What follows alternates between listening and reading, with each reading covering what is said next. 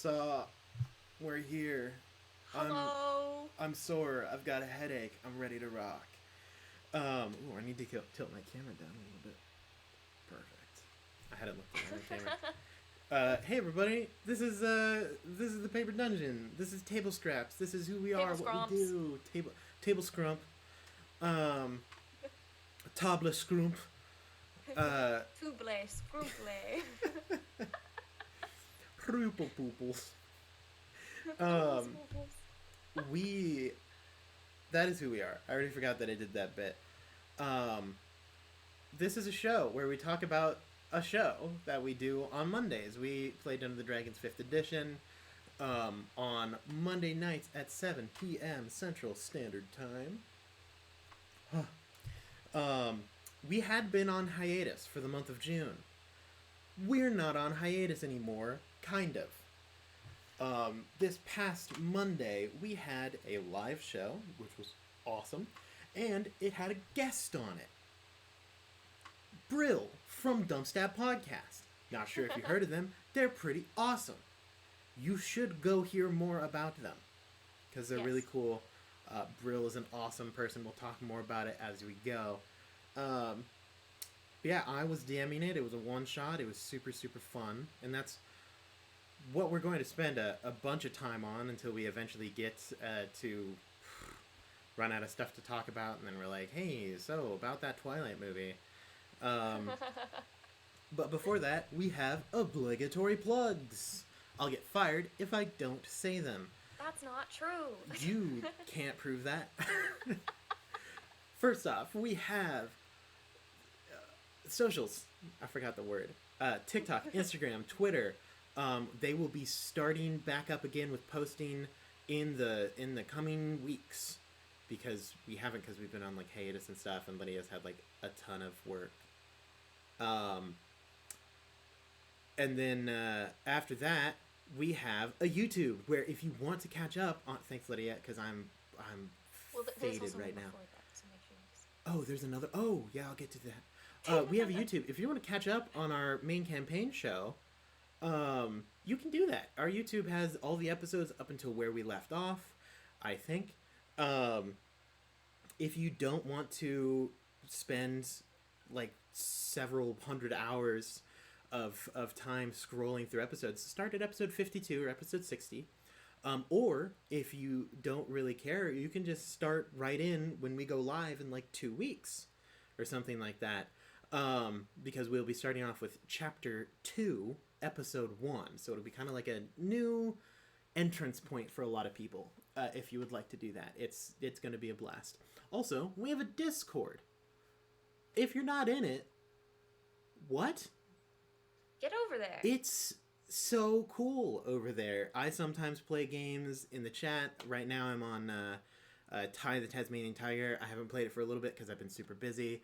But we have a bunch of people playing Elden Ring and League of Legends. If you're a League player, hoo boy, I bet you they need some form of role at some point in time. So you'll probably they'll be like, sick, let's play some League. We can all suffer together. But yeah, that's the Discord. You should be there. It's really awesome. That's how you know when we're going to be doing stuff and kind of our schedule. Also, our community's rad. Other than that, we have a website, www.thepaperdungeon.com, where we also have merchandise. Like things like this hat with our logo on it. Well, not this hat, but like a hat with our logo on it. And other such things. Speaking of merch, Lydia also has a store. It's really important that you give Lydia your money. What a way to word it. Yep. A big event that's coming up on somewhere around the 10th through the 12th, hopefully back by the 13th. Lydia is going to be joining Grant and I down where we live. And she then needs to pay rent. Yeah. Woo, rent! And then I'm staying there permanently. Yes. Well, until eventually we decide to go somewhere else. Until further notice. Yes. But for the most part, there are no plans as of now to go anywhere else. That is where I will live for the next portion of my life. Yes. It's great. So you should buy our stuff. All of the art, like our overlays, our intro, like monologue, like kind of picture thing that pops up on the main campaign. All of the character art is all Lydia. She's an incredible artist, does a great job. You can buy her own art. Commissions will be opening at some point in time in the future. You can get customized Lydia art, which is pretty sick. Yeah, buy her art. She's great. As an answer to your question, deforestation.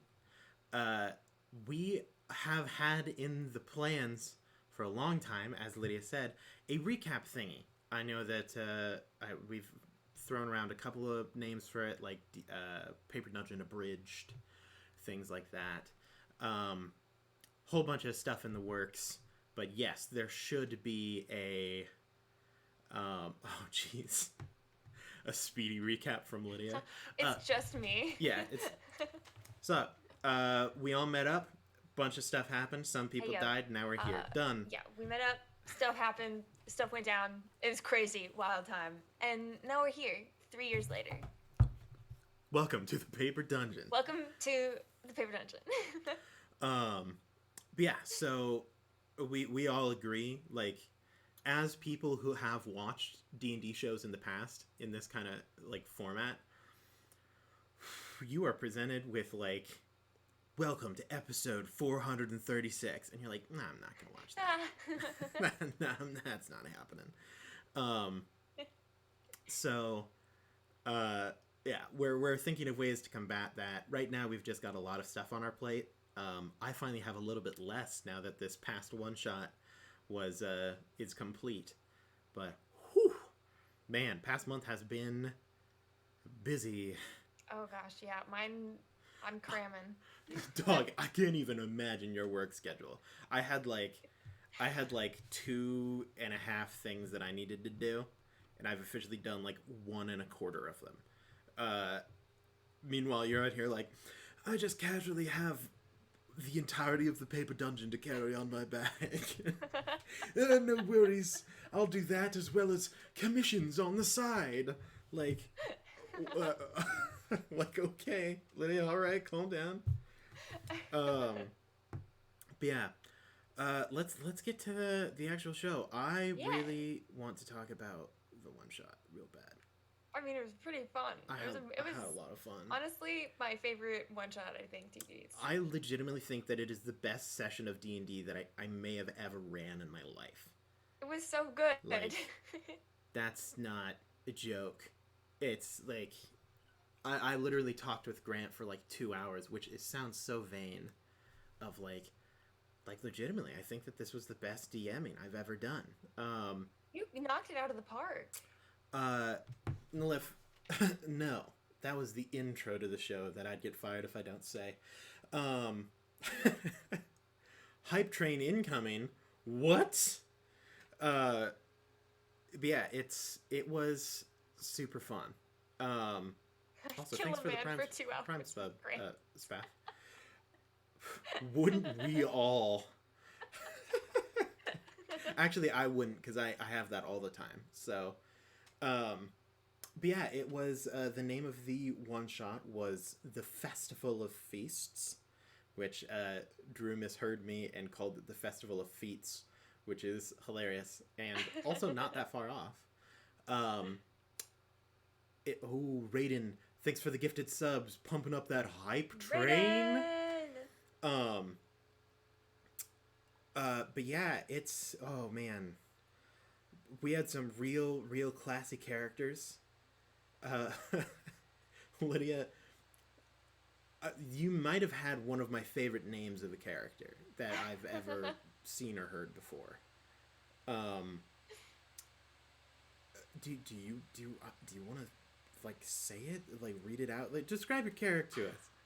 I played Crayola Color. I don't remember the spelling, but it was obnoxious. It was like Krayolah.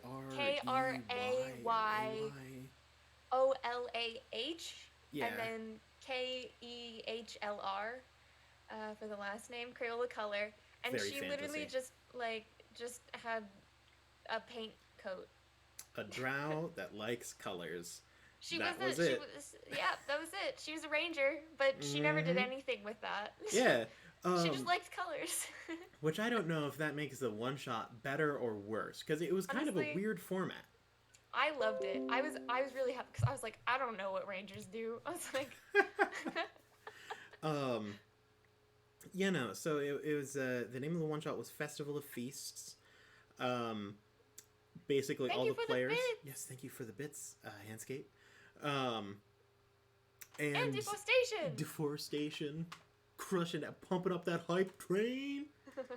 Um, it was oh geez, oh yeah. So the group shows up in the Feywild, uh, after receiving a missive from the Chestnut King, a returning NPC, one of my favorites, one of Lydia's least favorites. Um, when I start solo streaming, that is definitely going to be the like a notification. Is just the I oh love that for you. I hate that for me. Lydia will never be on one of my streams just because of that. She's like, I don't nope. know. I have the Lydia stop it as an alert for me, so. Well, yeah, but we all love that. I don't. It actually makes me upset. Thank you for the bit, Raiden. But yeah, it was. You guys had to go into the Festival of Feasts, which, in order to simulate the movement of time, which this was one of my favorite things that I did in terms of a mechanical standpoint. The entire festival is placed on the back of a massive, like Atlas beetle. I love that upset Brill. Oh, see, this is why I had a meet up with Brill beforehand, and I was like, hey, are there any things that I shouldn't talk about? Any things that really creep you out or weird you out that you don't want to be involved in the stream? Kind of a session zero type of thing. He was like, no, I'm pretty chill, whatever you do. And then I mentioned one bug, and he's like, I'm like, well, I could have figured something else out, Brill. But then we're like think of it like a Pokemon. He's like, oh, it's okay, Yeah, like, it's good like now. Heracross, the bug type, and he's like, this is whatever. But the reason I did that is because I was like, one of the things that I really struggle with, when it comes to one shots, is having to finish on time. A common problem. And so I made it so that it would reach the second half of the festival, like it would hit nighttime basically whenever we went to break. That was just the thing. So you had literally 2 hours of real time to get things done, and then when we went to break, it would move to the game show.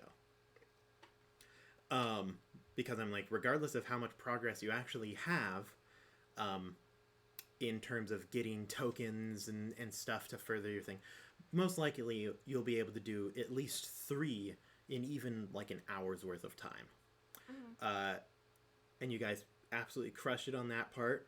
We went to break, came back, we had a quiz show. That was so fun. I am immensely satisfied with the quiz show. I loved the quiz show. Which I was very afraid that you would be very against too. it. I was very afraid too. And so I was sweating. And then they finished off the quiz show in a very close fight against the now canonized Destiny's Gamble. End up, you get to steal the staff and then prove your right to ownership. And then the Chestnut King appeared. And got to do a monologue with a fun twist at the end. And that was the one shot. It was great. I want to know your thoughts on it, Lydia. I mean, I know that you've mentioned that your favorite part is the quiz show, but why? For what reason? It was all around really, really fun. I loved all the details you had put into everything. I liked the game show the most because I was the most involved I got to be. Thanks for the gifted subs, Mad Doctor. Thank you for all the subs. Anyway, I was probably a bit aggressive into my mic, but not at all. Not at all. Yeah, no, I really enjoyed that. I really enjoyed the game show because, like, I liked that Brill and I were like, oh, like, What are we doing? Like our careers. Have a good day, Mad Doctor. Bye, Mad Doctor.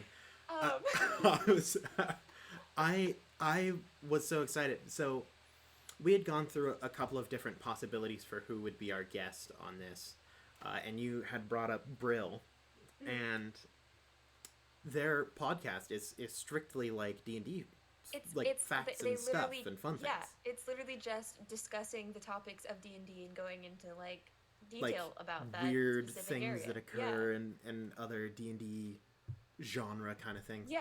And so I had already had the quiz show planned. Mm-hmm. And then you were like, yeah, Brill. And I kind of looked into a little bit of what DumpStat Podcast did. And I was like, oh, this is going to be so good. Because, like, this is what they do. And it was so great because they didn't get every question right. Right. and that's what I was most afraid of, is it's either going to be, like, it's so hard that no one is having fun because they're like, I don't know any of this. This is terrible. Or one person is going, like, Drew and Brill are just going to steamroll it and just, like, crush it out of the park. Right. Like, there was no in between in my mind. So I basically just went in there with a prayer.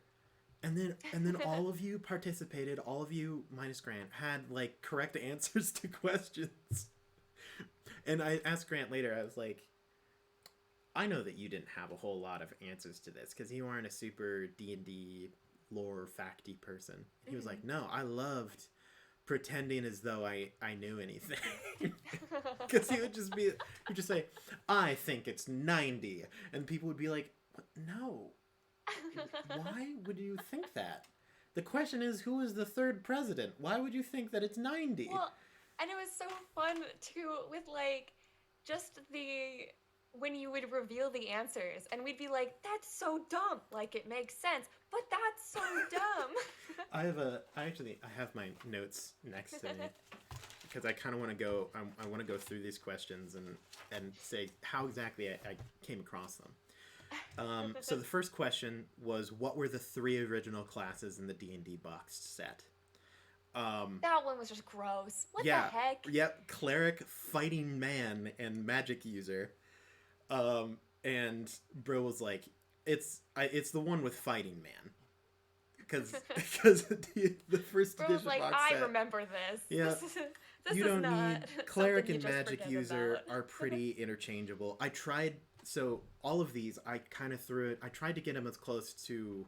I don't like when quizzes give, like, here's a free answer. You clearly know that it's not this choice. Mm-hmm. And so I tried to trip you up with the first answer A was warrior, holy man, and spellcaster. And I'm like, if all they remember is that it's super cringy because one of them is specifically man, they might go for holy man. I put in fighter, wizard, rogue, because 5th edition, those are all classes. And then the last one was the farthest with pugilist, mage, and healer. But yeah, and Brill crushed that out of the park with B. Mm-hmm. Interestingly enough, the 4th class that was introduced was rogue in the Greyhawk expansion that was released later. Question 2, which I was so excited that you guys missed this because I think it's hilarious. Is the which of the following spells requires a leather loop as a spell component? And everyone knew it wasn't fabricate. They knew that one. But then it was between hold person and Mordenkainen's faithful hound. Levitate wasn't even in the discussion. Yeah, we were like, it's not that one. It can't levitate. No.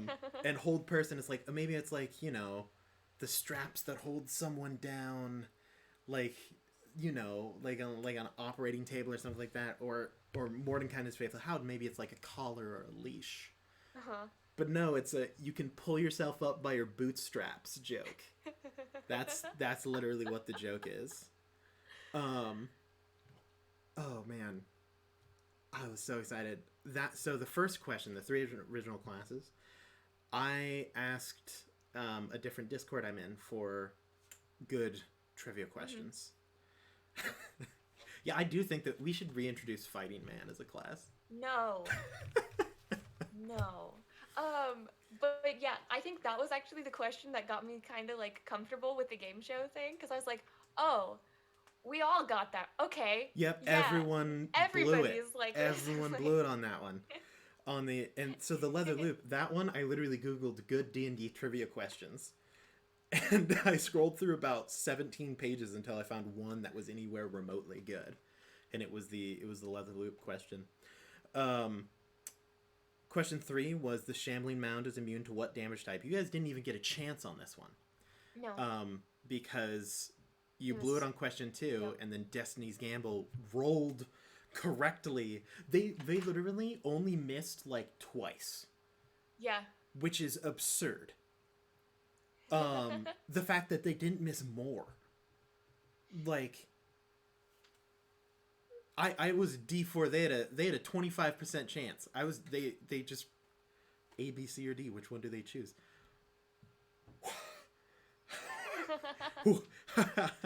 The fact that they rolled correctly multiple times on 25 or 33% chances blows my mind. But the answer to that was lightning, which is weird.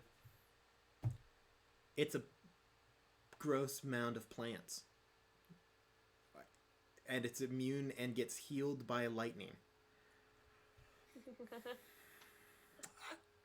I've never understood that. Question 4 I really liked because Brill was so on it in the worst way. What is both the AC and DC to hit or escape a thrown net? The answer's 10. 10. Like the big 1-0. Mm-hmm. 1-0 if it's flipped. There you go. Why is it 10? Wizards of the Coast? Why is it 10? So apparently Doc, who is I think the other member of DumpStat, uses a net. That first of all blew my mind. I don't know how anyone could use a net. And Ryan, trees get struck by lightning all the time.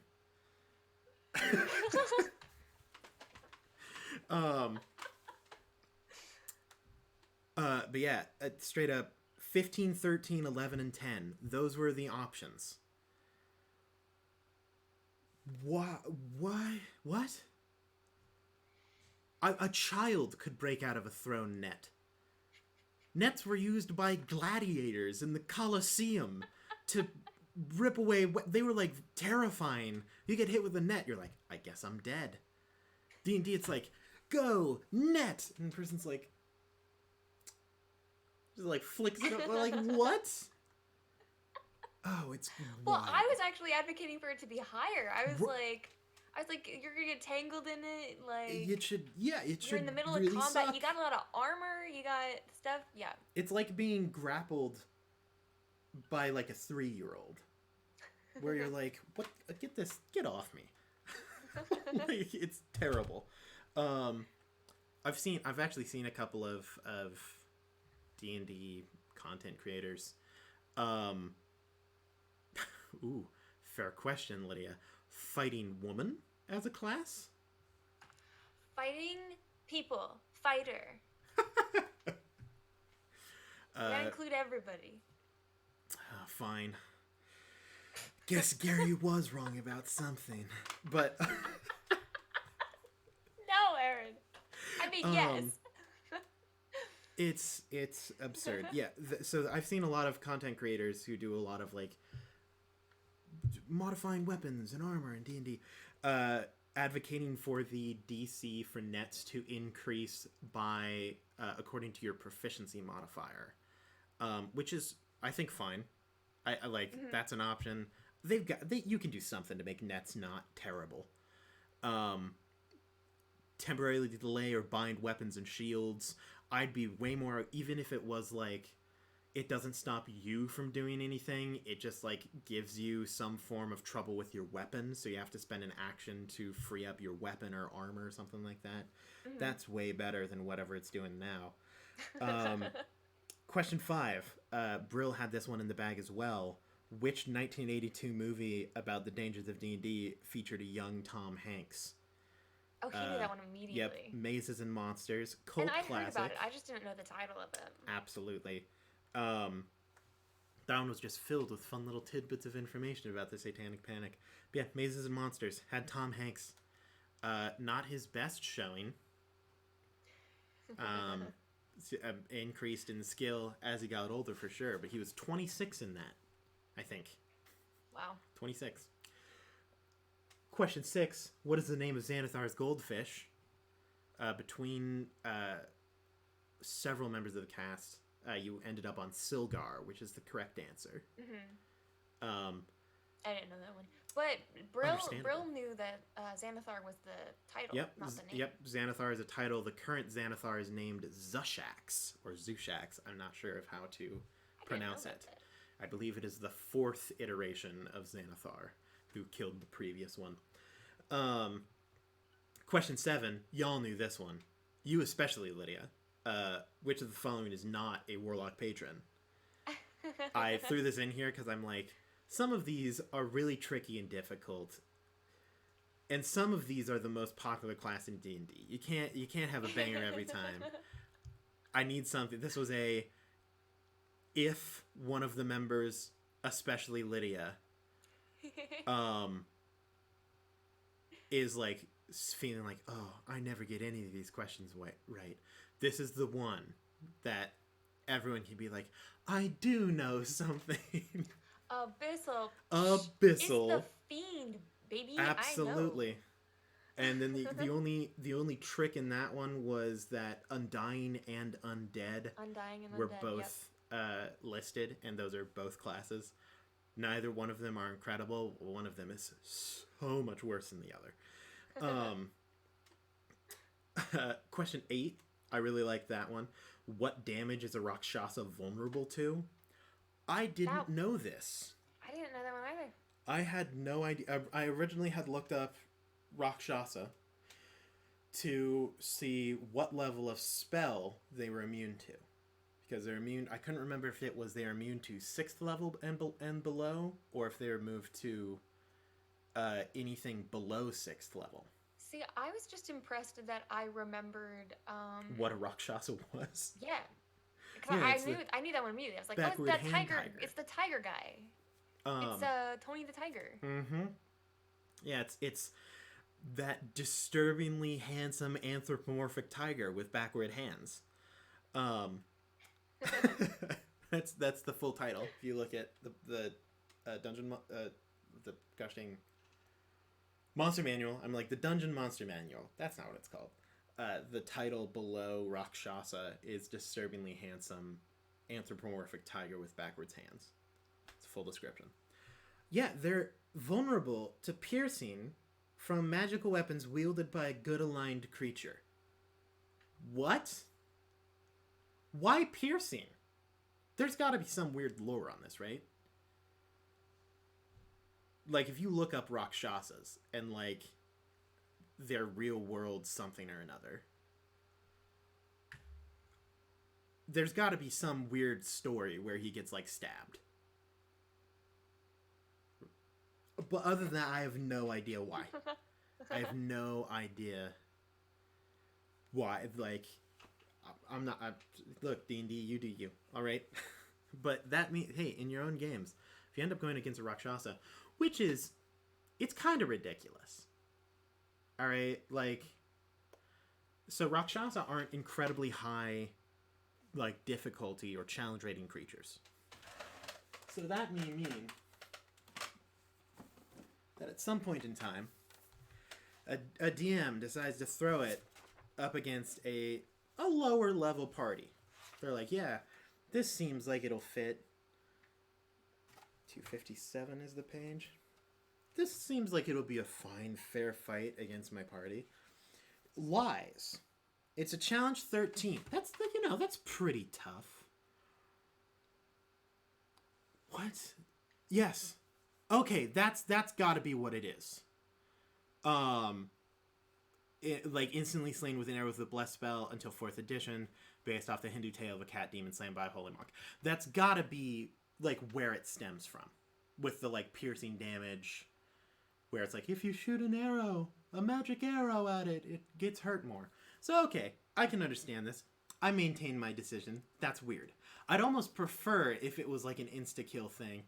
Because what's gonna happen here is you're going to put this challenge rating 13 creature with 110 hit points and an armor class of 16 up against, I don't know, some like some level 9 party, level 8, level 9, maybe level 10. It's immune to 6th level and lower spells. So any spellcaster in this fight is no longer in it.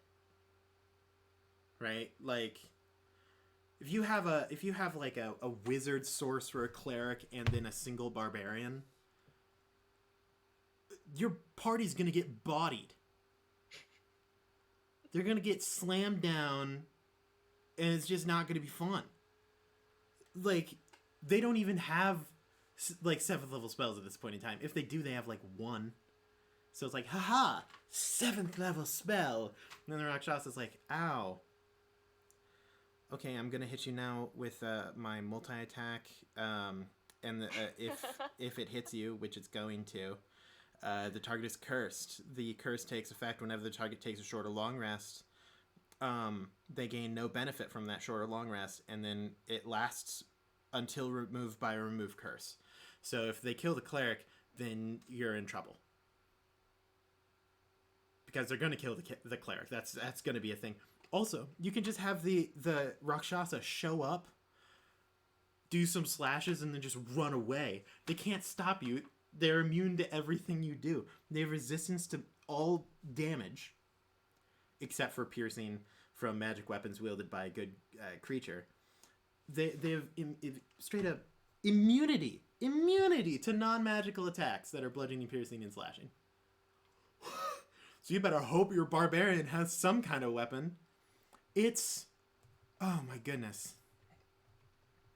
That's just,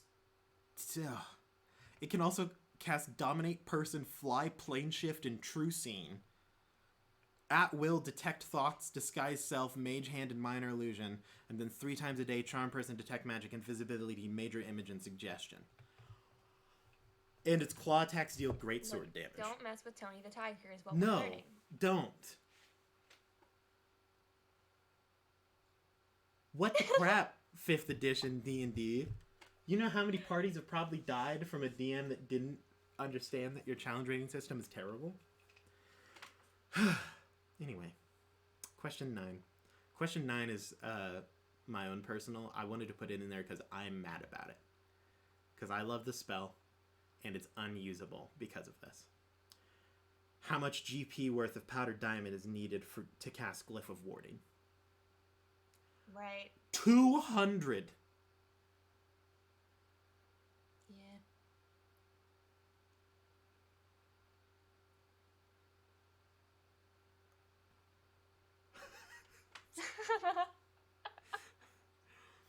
So here's the thing, right? Here's the thing about Glyph of Warding. It's a great spell. It's really, really good. I love Glyph of Warding. Hello, Cinder. It is great to have you. I'm talking about how angry I am. Glyph of Warding, it might be, if it didn't cost 200 diamond to gosh dang do, it would be like one of my favorite spells. I'm still open to Glyph of Warding. It takes an hour to cast, all right? It's an hour to cast. You're not going to use this very often. No. If ever. Range of touch, but it lasts until dispelled or triggered. You inscribe a glyph that later unleashes a magical effect. You can put it on a surface or within an object that can be closed, like a book, scroll, or treasure chest, to conceal the glyph. The glyph can cover an area no larger than 10 feet. And if it is moved more than 10 feet from where you cast the spell, the glyph is broken, and the spell ends without being triggered. This is a little thing that I like to call a DM spell. because it's a spell that was put in 5th edition for DMs to use to explain why a thing happens. Mm-hmm. I hate that. Mm-hmm. Don't put a spell in there that the players can take without understanding how little is going to be used, because it's terrible. Now, it's a great spell. You can specify the trigger for how exactly it happens. You have to find it with investigation check against the spell save DC. You can make it a very precise trigger or a non-precise trigger, anything like that. You can choose to either A, have it deal 5d8 acid, cold, fire, lightning, or thunder damage, or you can store a prepared spell of 3rd level or lower in the glyph by casting it as part of creating the glyph. So you have to spend 2 spell slots to do it. And then when you cast it as higher, either the damage from explosive runes increases, or you can store higher level spells in it. So if you cast it as an 8th level Glyph of Warding, you could put an 8th level spell in it. So here's the thing, right? So, Rudolph, the problem is, then you aren't allowed to move. Because you can't move the book. That's how the 5th edition Glyph of Warding works, which is why it's so dumb. Partly. If the surface or object is moved more than 10 feet from where you cast the spell, the glyph is broken, and the spell ends without being triggered. So it isn't like, yes, I shall trap my spellbook so no creature could open it other than me. No, because then it's like, you trap the spellbook, you walk 10 feet, breaks. Because it isn't that it's right? It's a terrible nerf for 5e. And it takes an hour to cast, it's incredibly expensive, and it's a 3rd level spell. So, like, other 3rd level spells, why would you ever take Glyph of Warding? I'll take it, because I'm an idiot. And you'll find times to use it, but it's like 9 times out of 10. Right. It's one of those ones where it's like, it's a very specific thing. Yeah. It's irritating, because I love those types of spells. I love the, like, preparatory, like, right. Yes, I've set this trap for hours. Like, Magic Circle. Absolutely. That's one of the ones that I, like, always have because of my subclass. It's absolutely. It's Cinder, nerfs and buffs that are still developing in D&D. It's more of that in previous editions of D&D, because this is 5th edition. Glyph of Warding was a much better spell. That wasn't a D&D spell. Not a D&D, a DM spell. Yeah, it's like, and once you get to higher level, just use Symbol, because, like, it's clearly better in every way, shape, and form. For some reason, I think that Symbol might even be cheaper, which is outrageous. So yeah, so some 3rd level party is going to not fully read the spell, be like, yes, Glyph of Warding, sure it takes an hour to cast, but its effects are incredible. And then the DM's going to be like, do you have 200 gold's worth of powdered diamond? They're going to be like, what? I have $2. I have $2. We are at level 3. We don't have anything going on here. And they're going to be like, sorry, you can't cast that spell. They're like, I am a wizard. I can't get rid of this. It's here forever now. What do you mean? I can't cast the spell? Like, oh boy. Yeah, it's... Thanks for listening to me rant about Glyph of Warding. And then, question 10. Best question. Because it was Lydia's time to shine. Dude! And you said it, and I'm like, I know that spell. Absolutely. The 5th... I also, the wording for this question is one of my favorites. Because it baits you with an explanation at the start to confuse you. Because if I just would have asked you, how long does the Geish spell last when cast at 8th level? That wouldn't be as good. How I wrote it was, the 5th level spell, Geish, lasts for 30 days. How long does it last if you cast it at 8th level? The options were 30 days, 120 days, until dispelled, or 1 year. Ooh boy. I loved this question. Because the exact every single person was like, it could be this answer. And only one of you was right. Brill was immediately like, this is a trick question. Yeah, he's like, this is a trap. Yep. It has to be 30 days. Aaron's trying to bait us into thinking it's something else. This is traditional sneakiness. Drew, DJ, they were kind of settling around the 100. Well, Drew especially was 120 days for sure. Because if you think about it, 30 at 5th level, 60, 90, 120 at 8th level. Traditional level up for like time just increases it by the same amount per level cast. Until dispelled, DJ's like, I know that a lot of spells end up with that until dispelled kind of deal. And if I know about Geish, then it should have an until dispelled. And then you were sitting there.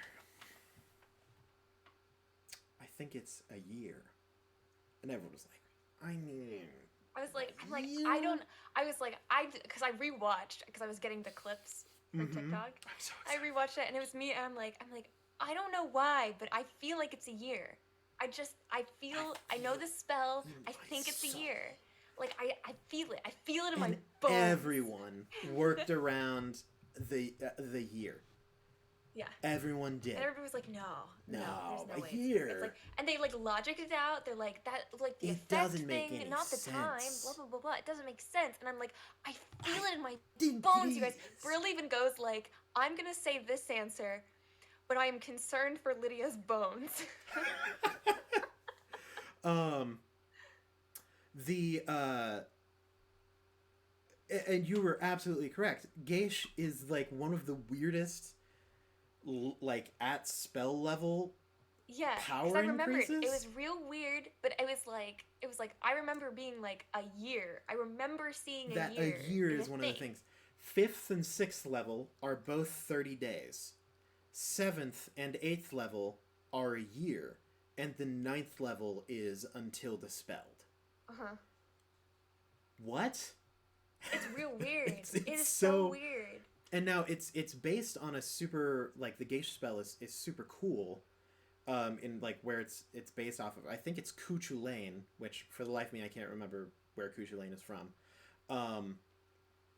But basically the Geish spell puts you cannot do this, and it lasts forever, and as long as you don't do that, it never takes effect.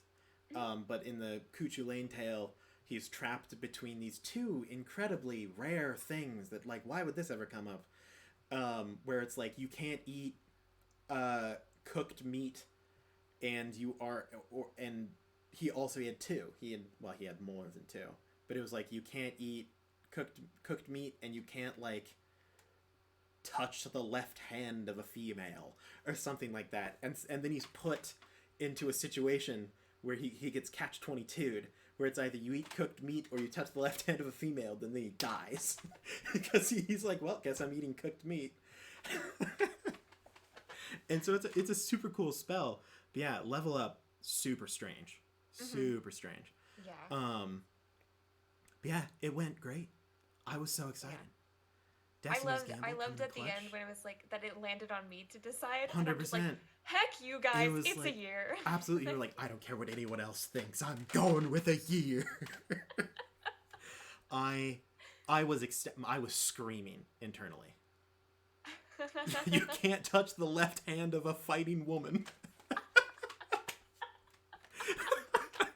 It's a good thing that those were removed after like 1st edition. So they didn't even make it in. It's true.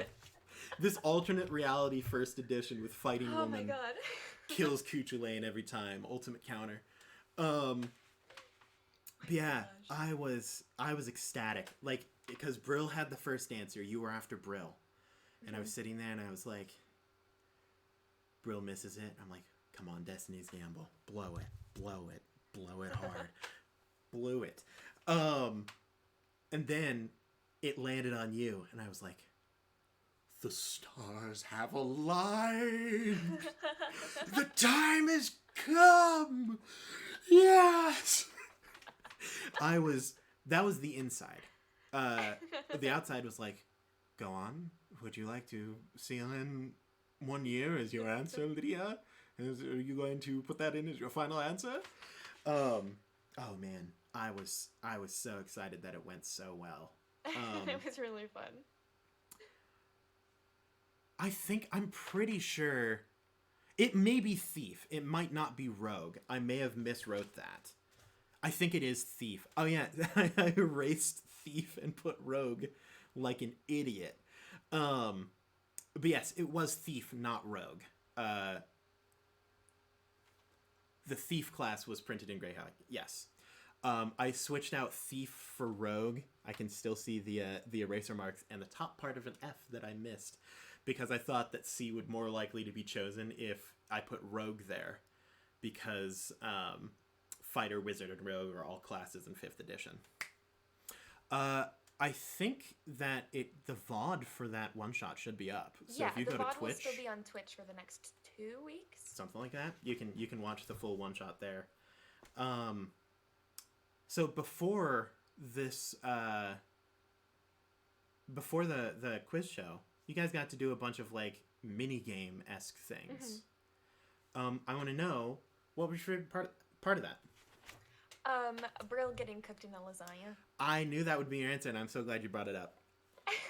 That was so funny. That whole scene, oh man, like, was amazing. So for context, if I can even try, there were 3 types of tokens. One of each was technically 4, but the 3 main types of tokens, you needed one of each to participate in the quiz show. That was the first requirement. One of these tokens was a technique token, which included like combat, musical instruments, cooking, painting, stuff like that. And our wonderful chef Peta, played by Grant, was like, yeah, I want to do the cooking show. The cooking show requires 2 players to participate in, 1 chef and 1 sous chef. So, of course, Grant, being incredibly good at picking up leads, when he actually manages to hear them, was like, okay, Brill is in the area, and also Brill is our guest. Our like guest. That's who I'll have as my sous chef. So they go into that. They are bombing rolls. Oh my god, they were bad. Bad. It was like 1, 1, 3, 4. Didn't even get close to double-digit numbers. And then Brill steps up with they were going to fail this. The thing was they needed 3 out of 6 successes to pass the cooking challenge. And Brill goes, we can't die in the festival. Like, that was a setup at the beginning. Mm-hmm. Can't die. The judge doesn't like meat. I'm made of bones. That technically works. Cook He me. literally said, put me in, coach. Put me in, coach. Cook me. And Put me in the lasagna. I immediately, my heart skipped a beat. I was like, yes, yes. And Grant, this is incredible work by Grant. So I talked to him about this. I'm like, this is a thing that not all players would do. The way that Grant reacted to that statement was the definition of flawless, like, ad-libbing. Like, yes, and to the max. There wasn't a moment of hesitation. The guy said, cook me into the lasagna. And Grant went, of course. Yes. Finally, I will be able to cook with a living creature. Living in parentheses. Yeah, I'm like... And so here's the little DM thing. If your players do something that cool, reward it. Gosh. And the way, like, Brill and Grant's, like, chemistry so was good. immaculate. It was so good. Yeah, so, like, normally they would have failed this cooking challenge. But I'm like, how unsatisfying would it be for me as a DM, the players, and the people watching, if this person gets cooked into a lasagna and then they don't win? Could you imagine that if I was just like, right. Well, you had a valiant effort at the end, a definite success in presentation, but the dish is terrible. Everyone would have been so upset. Mm-hmm. It just would have sucked. When you do something that good, it deserves to be rewarded. So they win. The best part of it is when I'm describing Chef Gordon Ramsay, a satyr. God, I love that name. Taking a wing from Brill, he just snaps it, then takes a bite out of it. Drew shoots pop out his nose.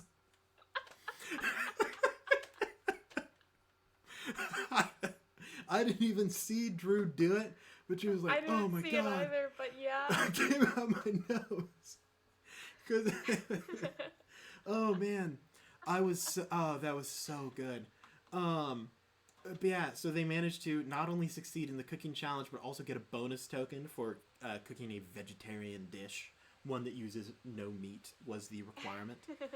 Oh man, that was so good. And then that event lasted, like, had repercussions for the rest of the one shot. Yeah. Like, it just kept coming up, and it was great.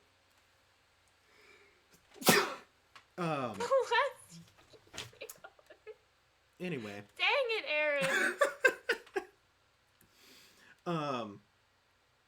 I also had a lot of fun. I mean, I had fun the whole thing. The thing I was proud of, my voice acting. Still stuck on what you just did. Hold on. Okay, well, get over it, Lydia. We've got a show to run. No, because your voices deserve praise, but I need to get over what I just witnessed. I've done it before. It's fine. That one was so clean, though. Okay, I'm good now. I had a lot of fun voice acting NPCs for this game. I loved the one that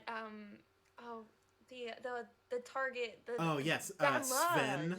Yeah. Sven. I actually based it. You would probably know this reference. Smosh. Yeah, you know the Smosh Shane's character. He's like, yeah. You are pretty lady. That is my favorite character, and when you whipped out that voice, I was like, yes. I had loads of fun. Basically, there was this character. You are not my friend. You are not my friend. There was a character who, in the technique area, was the combat, target, basically.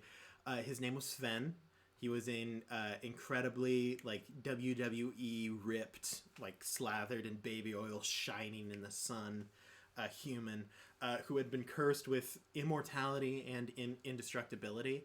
So, he was just there to be the target. He functioned as the melee, magic, and ranged attack combat. Each one had different things different damage amounts to succeed on. So if you went into melee, you had 3 rounds to deal as much damage as you could using only melee attacks. If you broke 66 damage over those 3 rounds, you got the token. If you did it using only bludgeoning, piercing, or slashing, you could get a bonus token, because if there was a paladin, you could hit him Divine Smite. That's radiant damage. Technically not like a magic attack, but you wouldn't get a bonus token for that. The ranged one, 3 rounds to deal 50 damage, and if you made no attacks under 17, so they were grouped very well, or if you had at least 1 natural 20, you would get a bonus token. And then there was the magic one. You had prep for as many rounds as possible. So if you wanted a bunch of spells that, didn't have concentration, empowered spells that were coming up or anything like that, or a concentration spell, and then on a later turn you could do an action. The goal was to deal as much damage as possible in one round. So I estimated it to be somewhere around 30 to 40 damage as basic for one round if you did a ton of damage. And if you did it without evocation, you could get a bonus token, because obviously fireball is a really easy out here. You just fireball, bam, 8d6 damage, you're great. Brill manages to do this very well without using an evocation spell, and the whole time Sven is just there like, nice use of your birds. You strike very well. Like, love, I need you to use that voice more. Sven was a blast. And then, like, in the cooking competition, Sven was just shouting, you make a great lasagna. Like, just the whole time, just in the distance. Other standout NPCs that I really enjoyed, best name of the campaign was Arithmetimothin. Yes. An Illithid in charge of the intelligence saving throw area. I love naming NPCs. Especially when their name is like way too long. Because there was, oh geez, what was the dragon? The tiny dragon on the coin. Oh shoot. Oh gosh.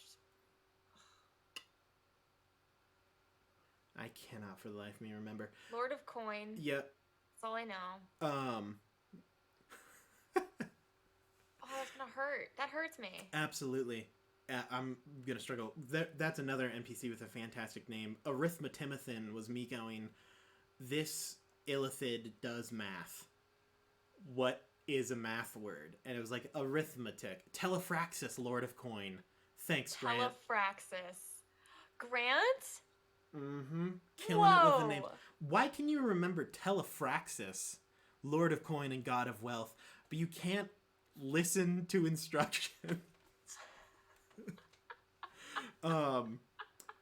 But Arithmetimothin was me going, arithmetic is a math word. And then how can I turn this into a name? Arithmetimothin.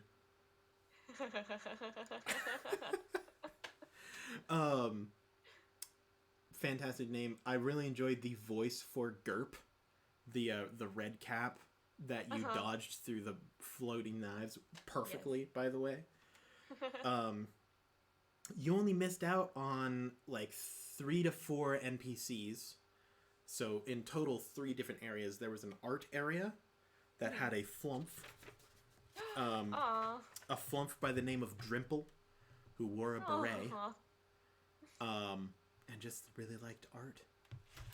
And then Tiff and Taff, who were 2 married dwarves that ran the only brewery. It was an experimental microbrewery that they just made really disgusting drinks. And so you had to make a con save to drink it without making a face. And then there was Crixus, a Thrycreen, that ran the runway show, which was the charisma saving throw as you were harshly judged in a like Project Runway style like walk. And then there was an androgynous changeling named Levi or Levi, depending on the form that they were taking, that was basically doing kind of like a Jessica Rabbit-esque burlesque singing, like very suave kind of jazz room singing, that if you tossed a coin to and you tipped the singer, you would get a bonus token. Other than that, you hit every single NPC that was like in the game. Nice. Which was great. But yeah, I had loads of fun. It went really well. It did go really, really well. You did an amazing job. Brought my confidence as a DM back up. You did amazing with that.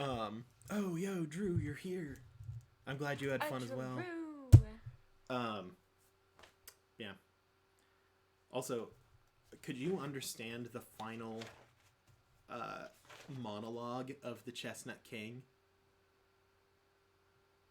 Because, like, at the very end, you get the staff. You manage to succeed in the like Phoenix Wright-esque court scene, and then the Chestnut King appears and gave like a speech. And I know that in the Chestnut King voice, sometimes he's a little difficult to understand. Oh no, I could understand him. Yeah. Perfect. So yeah, it's revealed at the end that this whole party and the whole like, my staff has been stolen, is basically a wedding gift, where he's like, we have to renew this like contract, but also happy anniversary. It's been 100 years. Here's these like people that I've hired to make the party fun and do all these challenges that result in mental anguish. It is true, Hansgate. That's a very true statement. But yeah, and I love it. Also, you now have the Blessing of the Chestnut King to use in a future game, which is a thing I love doing so much. I think more DMs should do it. I think more DMs should play out of the game. Yeah, that was pretty cool. I wasn't expecting that at all. And that's the thing too, is like, that's one of the reasons I don't enjoy one-shots so much, is because you never really get to experience any kind of reward from it. Absolutely. I mean, like, you enjoyed the time and you have fun, but at the same time, it's like anything cool you get or levels up you get, you don't really get to explore. So I was really excited when you were like, yeah, you get to do this in any other game at DM. And I'm like, yep. Ryan in the chat, Mickey Joe CJR, one of my original like players way back when, we did a Christmas one-shot where they could play any character, they could play one that they've already played, as usual, pretty much anything they wanted. And they went through these like puzzles and trials and tribulations and eventually fought Krampus. And as a reward, after saving like Santa basically, they were awarded a gift. And so I rolled on a table of magic items, and then that magic item wasn't gifted to the character, it was gifted to the player. So they could choose in a future campaign to use those that magic item on that one character as a one-time freebie. And Ryan currently still has a Boots of Haste to redeem. That's amazing. And that was like 8 years ago. I love that. Will hold true if you play in a D&D game with me as a DM. Still usable. That is still redeemable. That's awesome. I'm excited to see where people use their blessings, because like there's a lot of opportunities. Could you imagine? I'm saving it for Between the Rows. Yeah, Between the Rows, some terrible, sad thing is about to happen. I'm like in tears.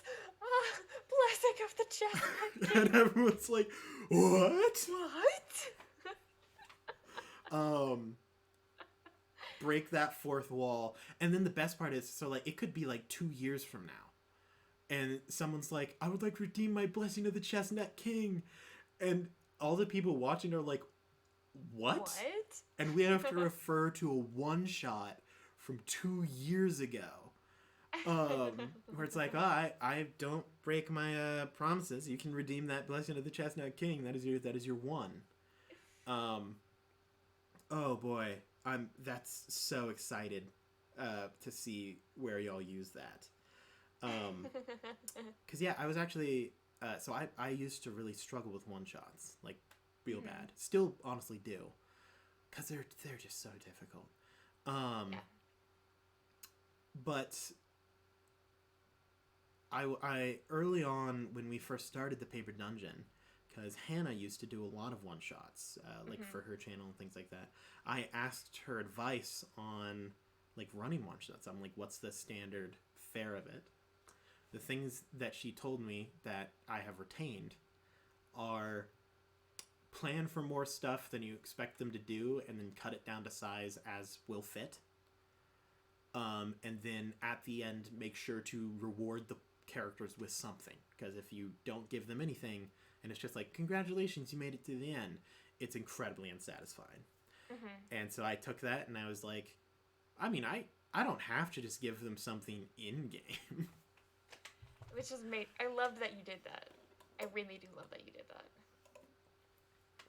I will keep that in mind.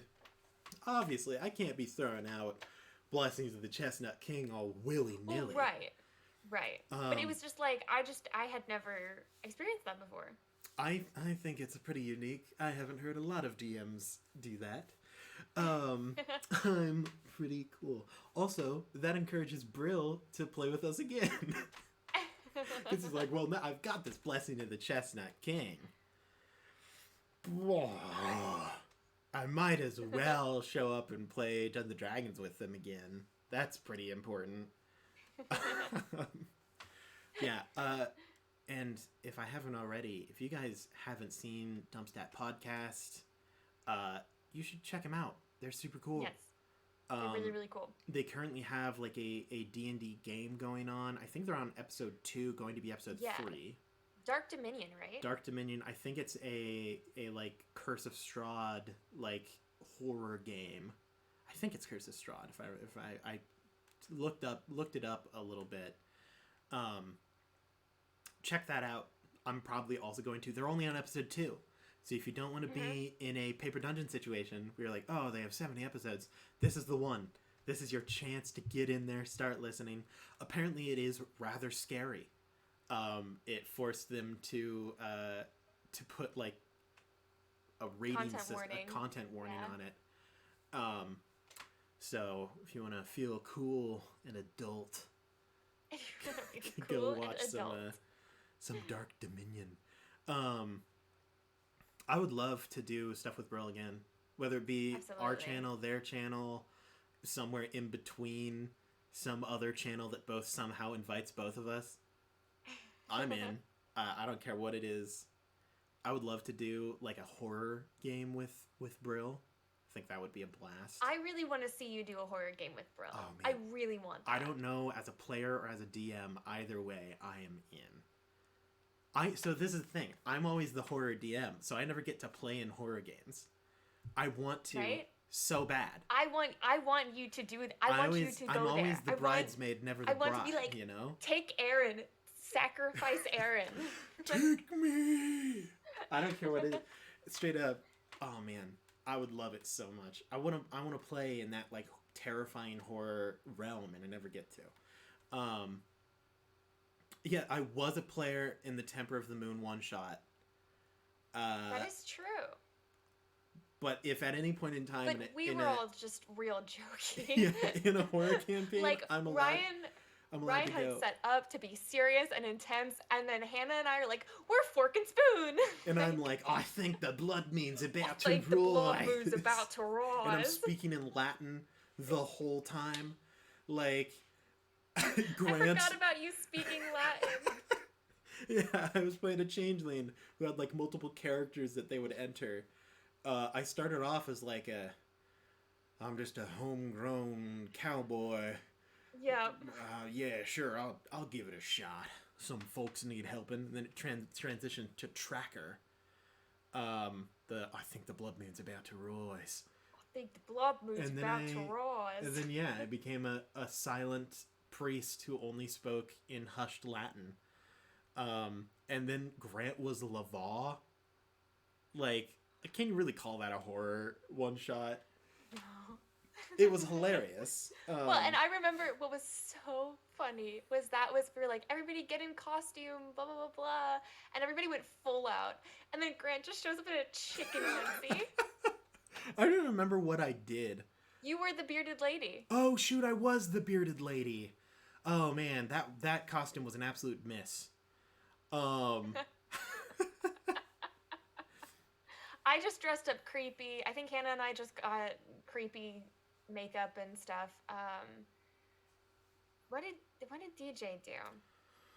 Probably something dumb. I don't know. We have it kind of clipped on Instagram. I'm gonna pull it up. And Cinder, I think I have heard of the Nightwing virus. Um, yeah, I'm pretty sure Drew is the only one who played it. Oh shoot, Drew was there too. What did Drew? Drew was dressed like as like a in like a professor, get a Abraham Lincoln. I don't know. Yes. I don't remember. He was the hey horseman. Hey horseman. Oh man, that one shot was something. That one shot. I can't say anything else, but it was something. Oh, DJ just had like dark makeup on too. Yeah. Yeah, it was I want to play I would love to play in like a horror campaign. Like an extended. See, like I really really want to do that, but I can't. I got to make sure like it's not gross. Gross, yeah. Yeah. I'm a little safer in that regard. Yeah, because it's like I love horror, but a lot of the horror elements in a D&D game would have to be the descriptions. Yep. And they're very unsafe. But yeah, so one of my favorite genres is grimdark horror. And recently I showed Grant a little anime called Berserk, which is basically the definition of grimdark horror. Everything is terrible. The themes are disgusting and terrifying. It's a beautiful show. It's a beautiful like manga. It has some of the best art, like maybe in any like just in like its art is absurdly good. And the great thing is, so Grant's not a big anime person. I was like, Grant, I need to show you this. And he was like, yeah, okay. And I show it, and it starts so like mid, like the entirety of the show is very like, I mean, it's a little off-putting, but for the most part, it's pretty neutral. And then it gets to the last like 3 episodes, and it gets rough. Like, I would not recommend it to you, Lydia, because you would not like it. I would not recommend it to most people. Grant texts me at 3 a.m. and he goes, dude, what just happened? He's like, I was talking to him later, he's like, I don't know if I have ever watched a show and been that emotionally destroyed afterwards, where I had to sit there and just contemplate what I just watched. Like, it was just that bad. Oh my gosh. And oh man. Yeah, no, it is not. If you are underage, do not watch it. It is not healthy. If you're not okay with very, very adult themes, do not watch it. There's a lot of not chill stuff in it. Beautiful story. Beautiful character development. The emotions conveyed are incredible. Not for kids. But hoo boy.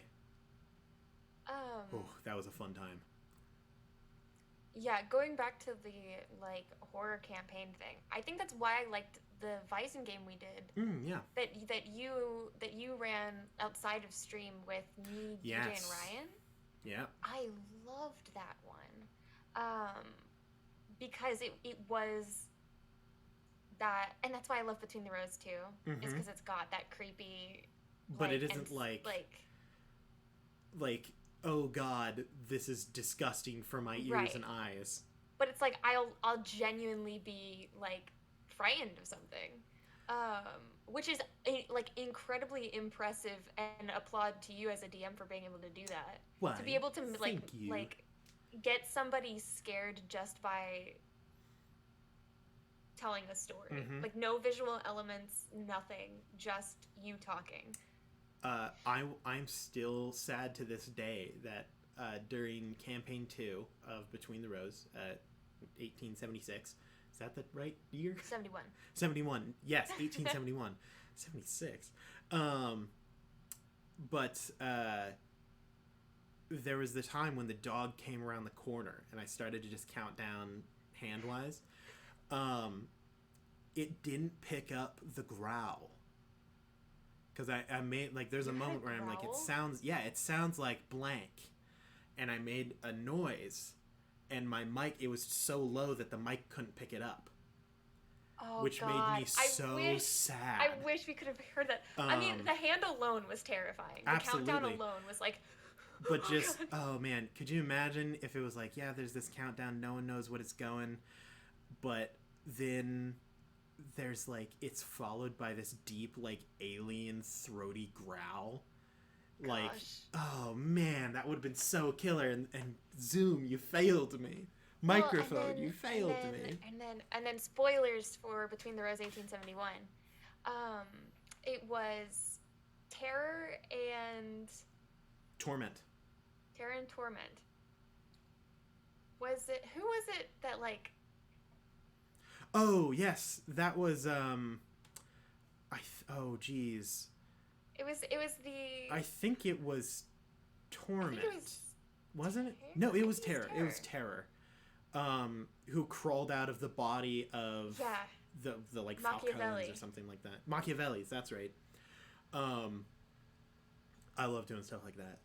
God, I love Between the Rows. I'm so excited for this year's Between the Rows. Mm-hmm. We're if gonna you have don't to know start what Between the Rows recording is, that in like August. I know. I was actually gonna make that a topic. I was gonna be like, hey, Eric, can we talk about Between the Rows? We absolutely can. But Between the Rows is a sick side series we do in around Halloween time that Aaron runs. It's Aaron's like little like creepy little universe, and like we do it every year at around Halloween time. We've had Between the Rows, and then we've had Between the Rows 1871, and then we have this year's coming up, which you know the title for, right? Yeah, this is so we started off with just Between the Rows. We went to Between the Rows 1871, and then we will go to Between the Rows Sins of the Father. After Sins of the Father, we have Between the Rows Original Sin. And then after Original Sin, we have Between the Rows Darkness Between Stars. Dude, I've got so 3 years I'm planned. so excited. Dude, and then I'm really excited because we just work to like we all try to find little Easter eggs we can hide and connections that we can tie and things like that. I love doing the art for it. That's always fun. Oh man. Your art has been, I mean, so like that was like one of the first evidence that was like one of the first of your arts used on stream, wasn't it? Between the Rows was the first time I ever got to draw for and it was awesome because they were like it fit the vibe perfectly as a little like it was creepy. Yeah. But it was also like not. It was very casually done in a lot of ways, where it was just like a scrap of paper, which was super cool. And then I need a poster of the 1871 art. Honestly, what I would love, Lydia, and we'll have to figure this out once you get down here. I would love a like, you know how like some like producers will have like framed movie posters on their wall. I'll do it. I want that. You know, I already got the 1871. Yeah, poster. The 1871 slaps. That was so. Look at it. I gotta find that one. It's so good. That movie poster is incredible. I would love an original series movie poster, and then like I would just frame them on the wall, and that's what my backdrop would be. It would be so good. Gosh, that was so fun. God, it was killer. But yeah, I'm really excited. So I obviously I can't tell you super in depth plot wise, right? But they're all obviously all the movies are linked together. Movies. So in the first season, in Between the Rows original, that will link to this coming season. And this coming season will link to both 1871 and the original series. Then, the following original sin will link to Sins of the Father. Because it's... So in Sins of the Father, you will be resolving the issue created in Original Sin. So you're gonna deal with this whole issue, and then in the next season you're going to cause it in the past. We're gonna go way back. Dude, when I love Between the Rows. Between the Rows is the coolest thing ever. I'm so excited. And then this is where the best part is. So I want to follow kind of traditional slasher film style in a lot of ways. Where, like, if you look at, like, Nightmare on Elm Street or Friday the 13th, it always starts off where you have, like, the original, which is, like, kind of a cult classic. Everyone kind of likes it. It's like, this is where it began. It has its quirks. It isn't maybe perfect, but it's like, this is a classic. The sequel is often very good. Maybe not the favorite of a lot of people, but still pretty quality. The third one is, in general, people's favorite, so I need to not blow it on this one. The fourth one is where the writers are kind of not running out of things, but you can't continue to make a sequel, so they're like, what if we just go back in time and explain how it all started? And then you go to... Once you get past the fourth one, you get to the fifth one, and they're like, we're out of ideas. We need some way to keep milking money out of this. What are we going to do? So that's how you end up with, like, Jason in space. That's what Darkness Between Stars is. I love that. It's just like, we're in the future. I don't know what's happening. And we've talked about it in Table Scraps before, but Let's Not's tarot cards of the original. Dude, I am so excited. I'm so excited that Let's Not is doing that. Oh my god. Because I've been so devastated that, like, because Between the Rows was, like, the first side series we did. That was early beginning. on. Like, it did not get the love it deserved. Like, that thing was banging. It was. Like, you did an amazing job. I pulled up the Sawyer one because Let's Not. First of all, there's so many details. Oh my goodness! It isn't the characters that do it for me. It's the backgrounds. The backgrounds are crazy. So first of all, Sawyer's is done like Ophelia. Uh-huh. And then, so you've got her, like, train car in the woods. Mm-hmm. You've got Sawyer. She's got her little, like, mint crown. She's holding the purple flowers that she would give Jared. Yeah. And then, over on the stump, is her name carved into the wood.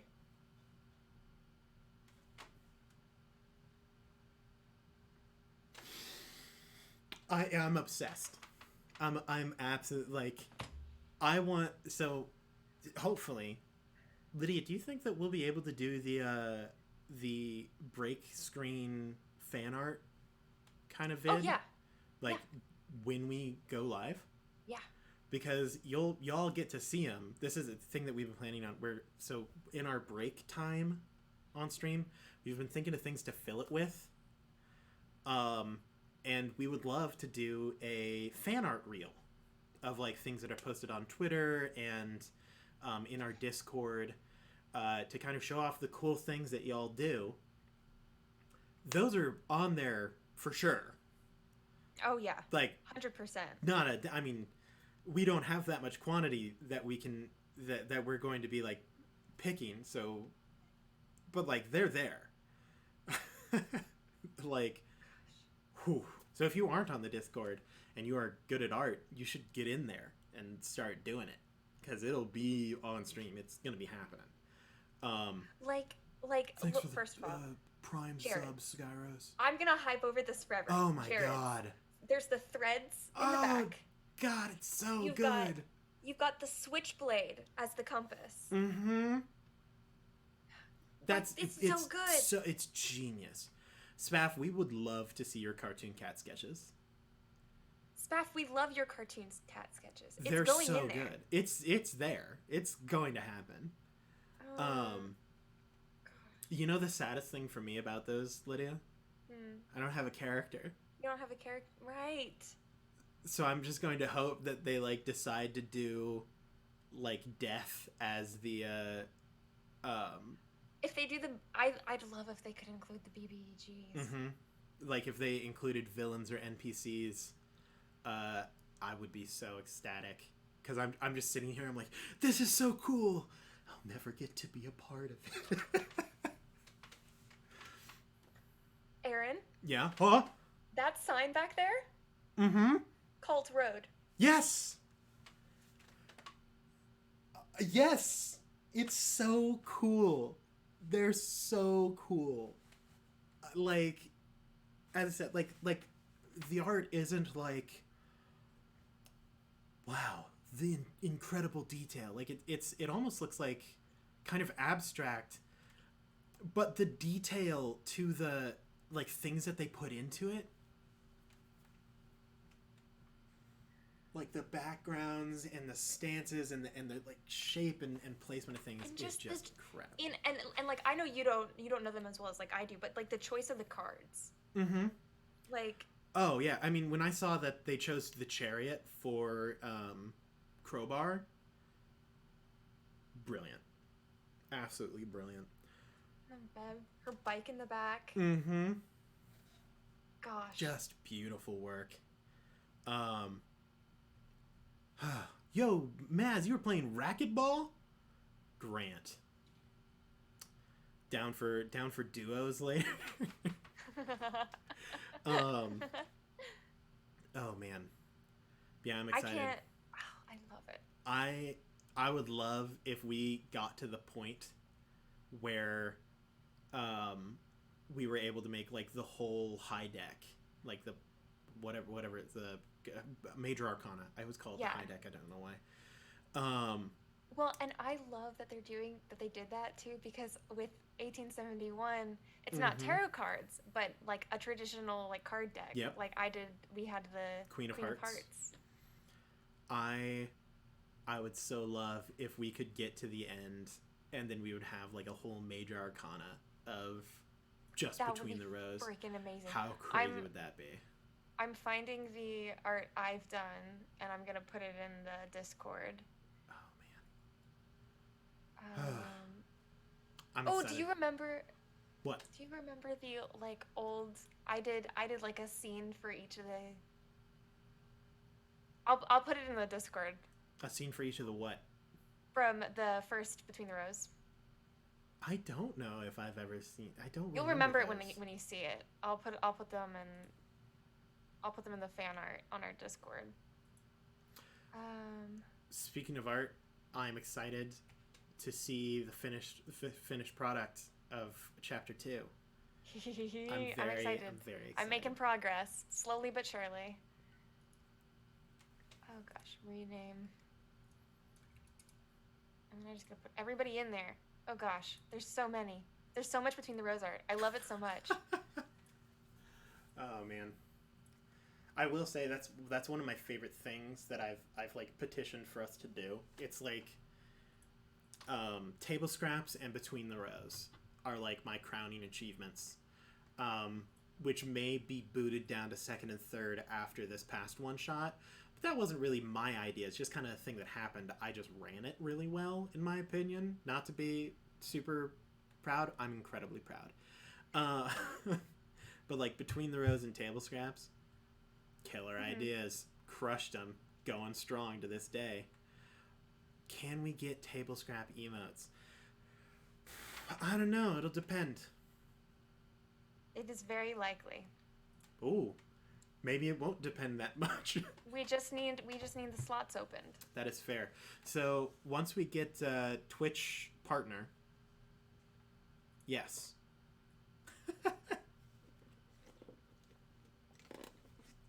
Sorry, I'm trying to find all of them, and there's good. A lot. I think my headache is finally starting to calm down. For context, or either that or I just haven't moved, and I'll stand up and it'll be like I've been shot. Oh no. I was asked to play volleyball last night, which I was so excited for. I love volleyball. And I had not actually played like good ball in like 3 months, maybe a little longer. Oh boy. It's you know when your body remembers the movements but you haven't performed them in a long time, so you're just confused as to why you're doing things, and then they aren't functioning as you know that they should. Yeah, my right quad feels like someone like unzipped it and just they didn't like stab me, but they just put a knife in place of one of the sections of quad. Oh my god, my left heel killing me. I did not drink water very well this week, which I normally do when I'm in volleyball season. So I have the like dehydration headache. It's been painful. So I'm glad that I did not work today, because it would have been like, hey Aaron, go to work. Be trying to climb a ladder with one leg and one arm. It would have been bad. Yeah, it was a blast. Right? I hope that the personal trainer goes well for you, though, Evitt. I'm probably going to start lifting in July. A good friend of mine from high school is back in town, and I was like, bro, we should lift. Forced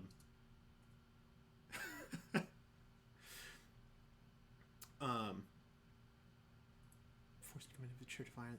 But yeah, so I'm going to be lifting in July, and I haven't lifted for over 4.5 years. And yeah, and I may be 23, I think. I think I'm 23. I'm a day older than however old DJ is. So, somewhere around 23. Feel not 23. Hey, Lydia. Yes. How's it going? I just posted the really old ones. Ooh. Yeah. Evitt, I lifted a lot in high school. One of my crowning achievements as a young man is that in a semester of high school, I increased my max squat from 210 to 410, which is not healthy, but it is a crowning achievement. Which may be one of the reasons that I haven't lifted in a long time. Because, oh boy, wrecked my knees. Yeah. Still terrible at arms, though. Upper body is not my specialty. Core, I've got the core of a rotten apple. Oh my god. Now, admit it, I'm going to welcome to the Aaron Talks About Lifting part of the stream. Squats aren't that bad. Like, to me, the injury-prone exercises are actually, like, you know the bicep curls where you have your arm resting on that, so you go to full extension? That and deadlift, those are the dangerous ones. Deadlift you should only do if you are actually, like, a deadlifter. Like, if you are a power lifter who does deadlift. Other than that, it's a good all-around exercise, but it's just way too dangerous, and there are other things that you can do to achieve similar, if not the same results. Yeah, if you've ever watched a bicep tears compilation, which are really fun to watch, but also make you vomit a little bit on the inside, never doing preacher curls. Not happening. I'll do deadlift because I don't care, and I find it fun. But, whew. Yes. If it's like with a trainer and it's just for like the form, if you're not trying to be like, I'm gonna lift 700 pounds deadlift, it's okay. But like heavy deadlift, no, that's how you're, especially if you aren't trained on how to do it properly and you don't have the core to support it and everything, that's how you break your whole body. I got muscles for curls. days. So, Lydia, when I say a bicep tear, do you know what I'm referring to? No idea. So, there are these lifts, apparently called a preacher curl, where you have your, like, a thing underneath your arm, and then you fully extend and then curl back up. A lot of times, they'll go down, and then the bicep will fully unattach, and then shrink up into a ball. No, we're good. That's I'm a good. bicep tear. It happens pretty often, actually. Aaron. Anyway, I put the art in the Discord. It's like a fist-sized snail. Your peaks are incredible with a bicep tear. It also sometimes happens with deadlift. But, yeah. So, thank you. You're welcome for that image, everybody. What the heck, Aaron? Oh, man. I'm so excited to get back into the main campaign, Lydia. Yeah, me too. Go You look like at my that? art. I'm fine. I'm like, you have to stall then while I look at art. Hey guys, I won't describe that stuff. Yeah, no, I'm really excited for this year's Between the Rows. I've got some stuff figured out for my character. I have more I want to do. I have more details I want to put in, and more ways to tie and connect. But of course, I got to run them by Aaron. But yeah, no, I'm really, really excited that Let's Not is diving into the Between the Rows world. The tarot art is amazing. All the art that we're seeing on the Discord server is amazing. And yeah, Aaron's a genius. He's also a madman. And So I do remember some of these. yeah. I remember the Jared art and the Hand Beneath the Soil art especially. Mm-hmm. And the Dreamwalker Sawyer art. I don't remember the like Hey Big Boy and the turtle art as well. The Hey Big Guy and the I don't know Sawyer. if I've ever actually seen the art of Sawyer, like the full character portrait. I don't know if you've ever shown me that. Well, that one was a more recent, not recent, but like that one was later afterwards. Yeah, that I don't think I did ever share that one, but I had that one. I've obviously seen the 1871 Kiss and the poster. God, the poster's so... It's like... That's just a legitimate movie poster. Like, that's not like a... Yeah, that's literally just a movie poster. It's so incredible. The barrel of the gun in front of the face. The other characters, like, looking at the watch or smoking the pipe, or just forlornly looking off into the distance. And then you don't even fully realize it for a little bit, but like the whole symbol of the circle with the triangle sank down and then the line through it, that just looks like you were setting up like I need a frame for these characters and then a line above the 1871. It's so good. I had a lot of fun making that. I remember making that. It's incredible. And it even has, like, a semblance of color that you did with the, like, kind of burnished red that almost looks like burnt paper. Like, or paper with a fire behind it. God, I want that framed. I want it on my wall. That's where I would like it to be. Like, that is legitimately, this will help. We could sell posters of that. There's the poster. Look at that. Look at it. That's so good. Look at that. That's so good. See, but the problem is, this is going to be the problem, is I want to remake this with the skills I have now. Mm-hmm. I'm going to want to do that every single year with every poster. Fair. Because I gotta make a poster for the first one. Well, yeah, so that's what you can do this year. The next year.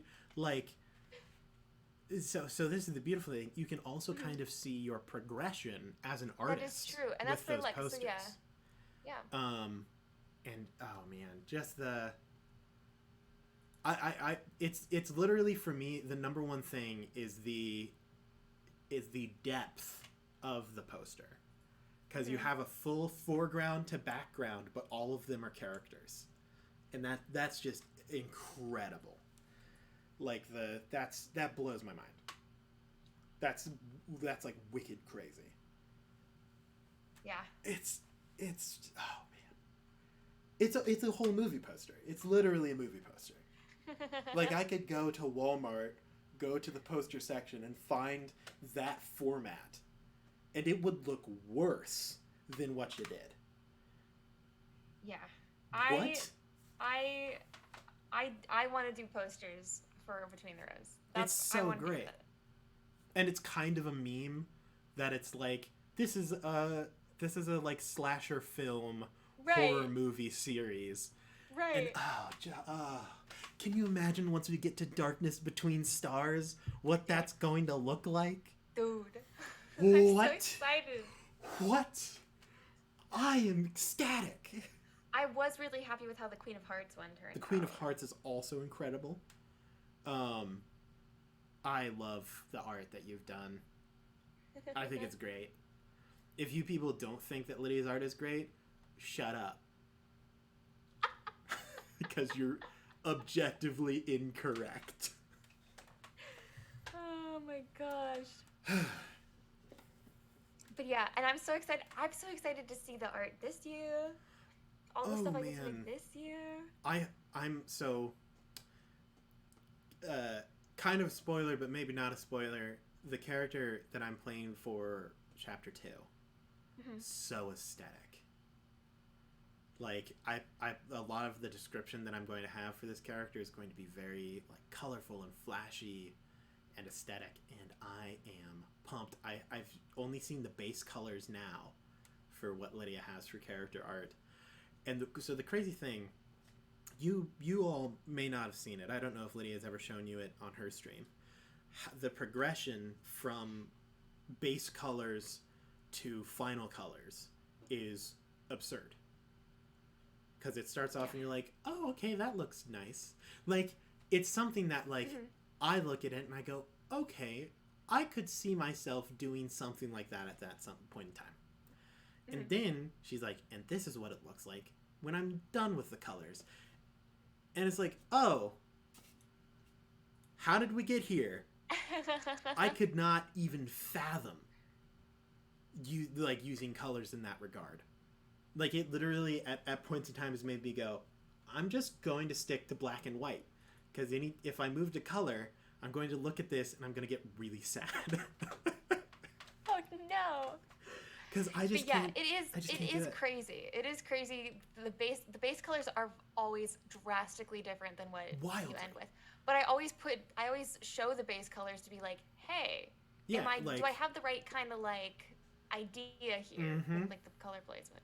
But I'm gonna see. Let me find something that I can show. I think it like the you showed me the Xanathar portrait.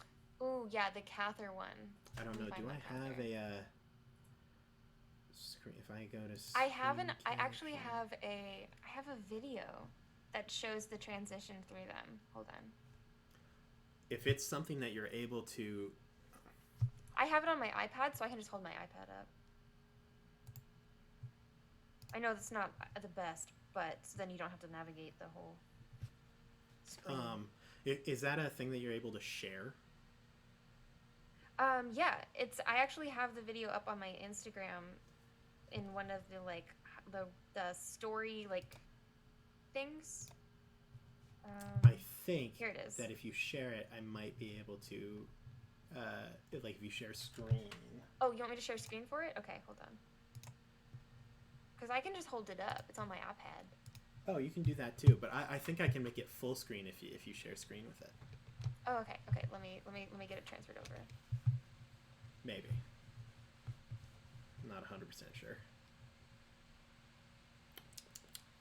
I'm excited. I literally, you showing off your art are some of my favorite experiences that I've had while talking to you. You hype up my art so much, it makes me excited. Which is good because I've been in a slump. Artist block, hardcore, where it's like I know I need to do it, but I just don't have the motivation to. Let me tell you, I understand that quite well. Okay, I got it. Okay, let's see how this goes. Okay, share screen. Oh, where does hello? Where is it? Hold on.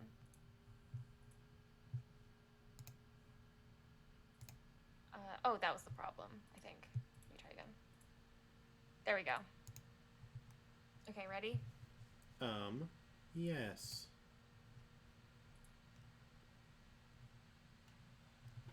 Go for it. I think it's working. Is it there? I think we're good. Oh, it's working. Yes, I see it. Okay, so yeah, so this is like this is the sketch phase. And then get the base colors down. And then you go from the base colors and to the final. Wow. Yeah. Like, those are just different colors. That is very different colors, yeah. Like, that and that are two real different things. Yep. And like that, like the first one, I'm like, okay, I can see kind of like that's like a paint by numbers kind of deal, right?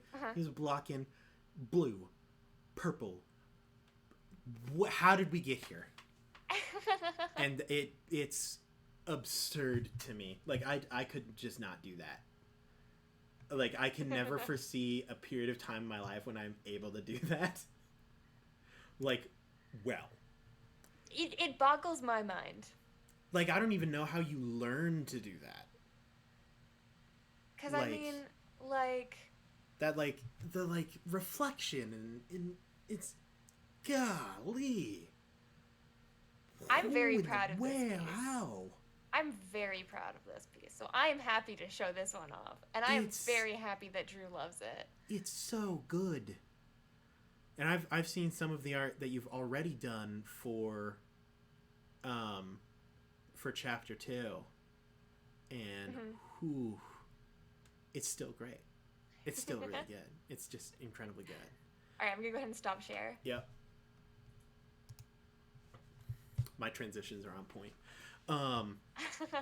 Yeah, I love your art. Blows my mind. It's blown my mind since literally. It was early campaign. It was the image of blood splattered Renaya. So like she has her like the hand pose where she's holding the coin. Yeah, and that is nowhere near the capabilities that you have now. Yeah, and I still love it. That one is a blast of the past. I have the old Between the Rows character. I'm pulling him up. Hold on. Oh, it's I love it. Well, and it's like, and I honestly really, I love it and I hate it that my art is getting like displayed through stream. Like, because I love it, because you get to see, first of all, I get to do the art, which is fun. Second of all, you get to see like me grow. But I also hate it because I'm like, oh, I could have done so much better, but I couldn't. I did the best I could at the time. Absolutely. You can now do so much better. What's crazy to me is it's been like 2 years. My art has improved like minusculely in 2 years. You're like, I'm a completely different artist now. Actually, I'm like, I don't understand how... I'm like, is this how it would have felt in the episode of Table Scraps where you guys went to the Shadowfell and there was the learning creature there? Is that what your characters would have felt like? Because that's what I view. Sorry, repeat that? So you know the episode of Table Scraps where you guys went to the Shadowfell with the old wizard lady? And there was the creepy black and white creature there that just learned like through what you guys were doing? That's what it's like for me watching you do art, because I'm sitting here and I'm like, oh yes, Lydia, an incredible artist, and then you start to evolve and like grow arms and start drawing things, and I'm like, oh god, oh no, she's learned love, no. I'm gonna share screen again because I want to look at the old character art of Between the Rows. Okay, ready? They can see both of us now. Whoa. Wild. Here it is. Yeah, because this was the old Between the Rows character classic art. Character art. The classics. I loved it. I still do. Something about it that very like, these look like doodles that you would see in like a high school notebook. Like very good doodles, not my doodles in my high school notebook. Like, oh, like, you know the artist kid in high school, like there's always one. You were probably that one. But there's always the one that's like, oh yeah, I drew a whole like mural in my notebook during math class. That's this, and I love that. so much.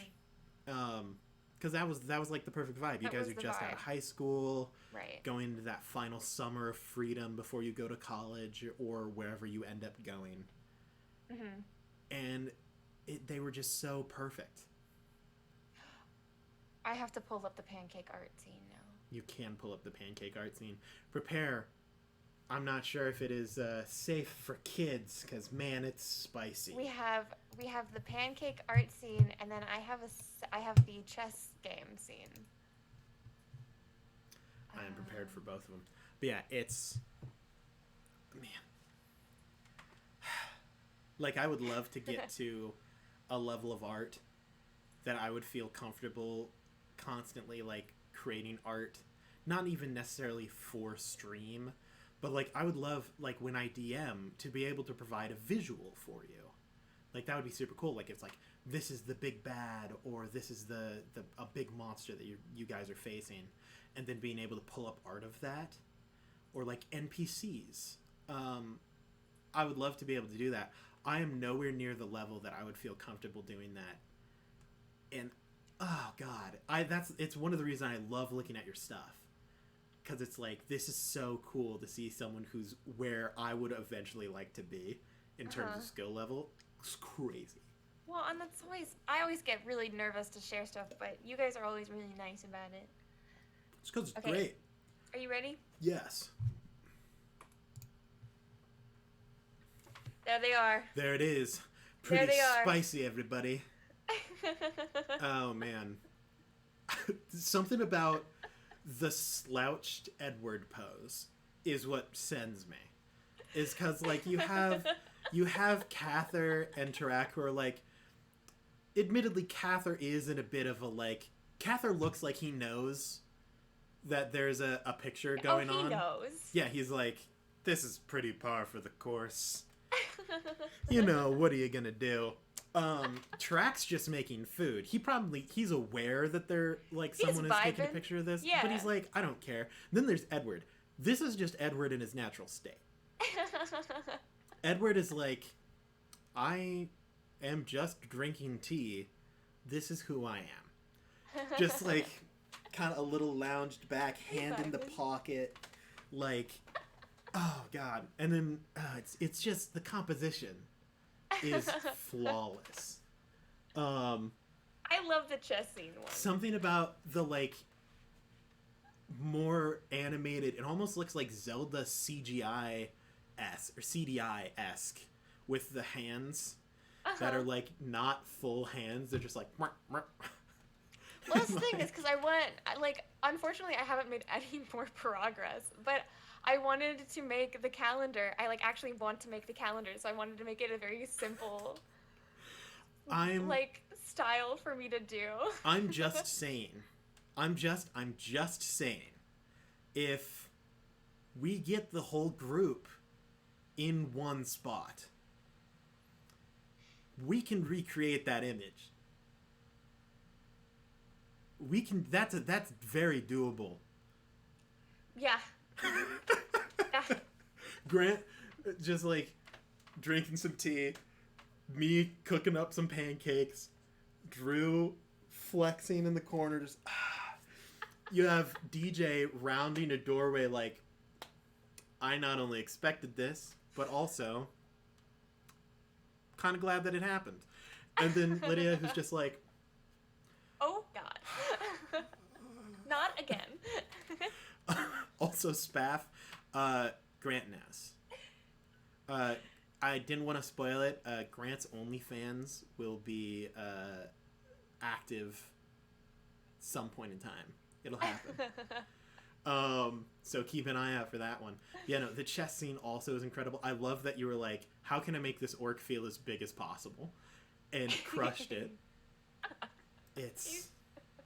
I love Tarak's little knees. Tarak's... Oh! I honestly thought that he was just standing. I never noticed that they were his knees. No.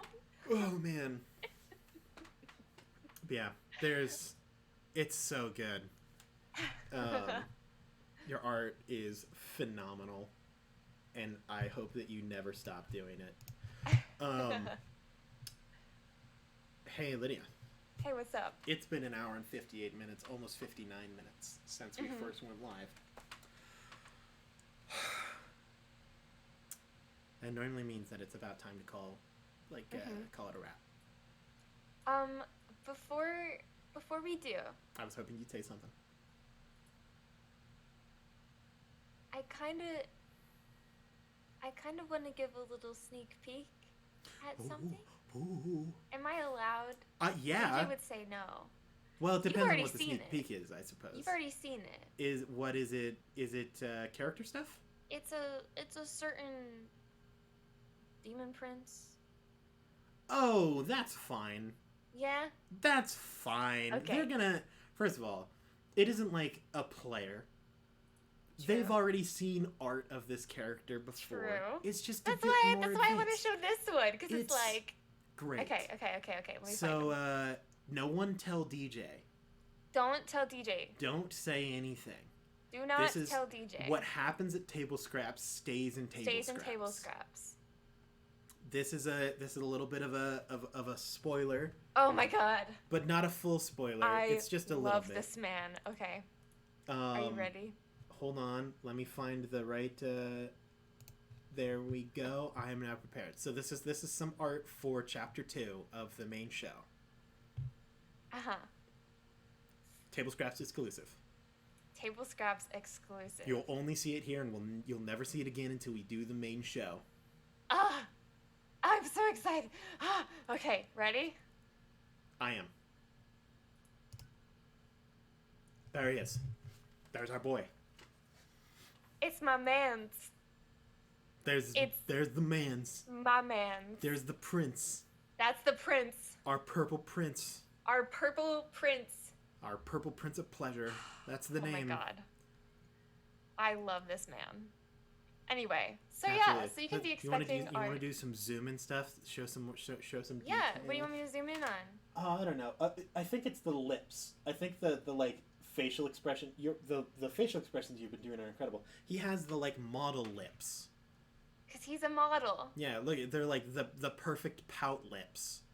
And I know that you're Honestly, incredibly proud of the eyes. Yeah, that's what I was about to say. My favorite thing is the eyes. Like, the eyes are great. The little bit of glow coming from them that almost acts as blush. The cheekbones, the defined jawline. He's got the Matt Damon hair. From like the 2000s, that kind of like... It's the same hair that, in Titanic, the guy had. Leonardo DiCaprio. Mm-hmm. That the early thousands DiCaprio hair. It's a hot boy. You'll only see it here. That was your spoiler. All right, and he's wearing Renai's necklace. Mm-hmm. He's got the necklace. Your hands have also improved. Those are also great. I'm getting better. I'm hands still are struggling, but I'm getting better. I like to think that I'm normally pretty good at hands. I've recently been trying to do the exact same pose and position for like 2 weeks, and I've been so frustrated that I've literally put it down because for some reason I just can't understand how this hand is supposed to look, and I've been stuck for like weeks. So who knows if I'll even continue with that one if I just get too frustrated with the hands. But that is, as far as I know, I think that's it. I kind of want to show more. You can't show more. That's their one. Can I You show... have a whole nother week. I know. Can I show... I'll like zoom in and have it cropped in so you can't see anything else. But a little closet?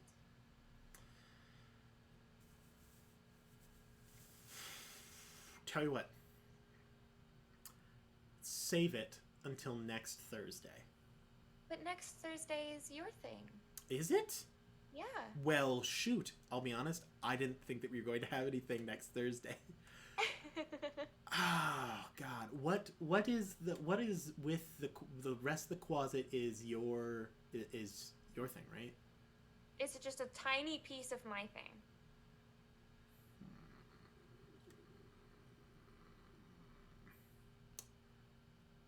So, here's another option. Okay, we won't show it. Because I just think... I know, you're right. We've already chanced it with Grox. I'm just excited. And I know that you're so bad at holding those secrets deep within. You just want to share the tea. So this is a thing that I had already kind of hoped to do. I would love to drop teasers in the Discord and like on Twitter, on the days like leading up to when we're live again, the character one shot. So like I'll probably be I'll post a couple of like just like cut squares of art where it's like you can see their like left boot or something like that, or like, oh, here's a cool little tidbit, where's this from? I think you should do that. And I think honestly we should do that for like all the character art. And then once we go live with the well, I mean, Evet, if you are in our Discord, you'll be able to see it there too. Once we go live, then we can post the whole things. But I think we should leave like little, like you should just post like a quarter of the Quasit head, or like the hands of my character, or like the top left part of Edward's head and things like that. Oh, it's good enough. You've got too many dang names. All right, Hell, Evet. You think that I Pella. care? Pella. It rhymes with fella. Well, right now it's Evet.